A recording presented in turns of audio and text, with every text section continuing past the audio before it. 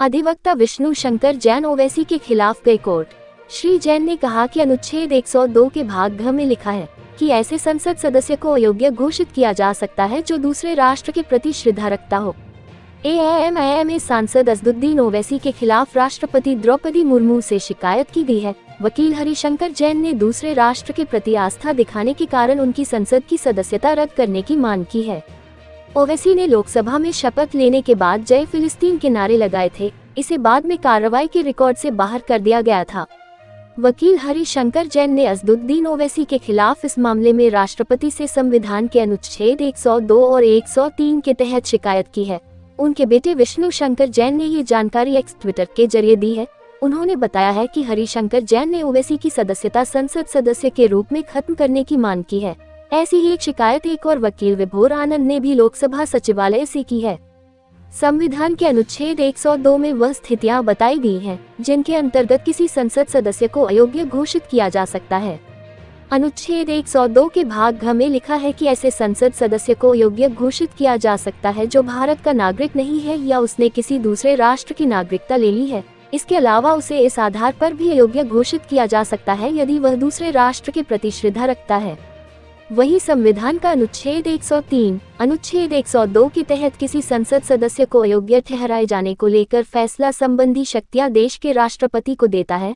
इसमें कहा गया है कि यदि अनुच्छेद 102 के तहत अयोग्यता का मामला उठता है, इस मामले में इसे राष्ट्रपति को भेजा जाना चाहिए और उसका ही निर्णय अंतिम होगा। इसी अनुच्छेद में कहा गया है कि अयोग्य घोषित करने के लिए राष्ट्रपति चुनाव आयोग की सलाह लेगा और उसी के अनुसार निर्णय लेगा।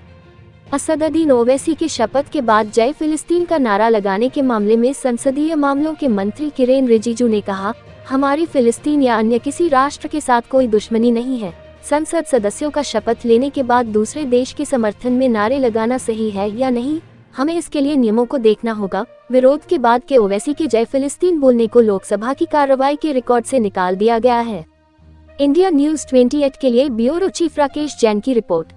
हैदराबाद से निर्वाचित असदुद्दीन ओवैसी साहब ने भी कल शपथ लिया और शपथ लेने के ठीक बाद उसी स्टेज से उन्होंने जय फिलिस्तीन का नारा लगाया। जय फिलिस्तीन का नारा उस मंच से लगाना ये साबित करता है कि वो कहीं न कहीं से विदेशी शक्तियों से मिले हुए हैं और उस राज्य के प्रति उनका समन्वय है, उनका झुकाव है।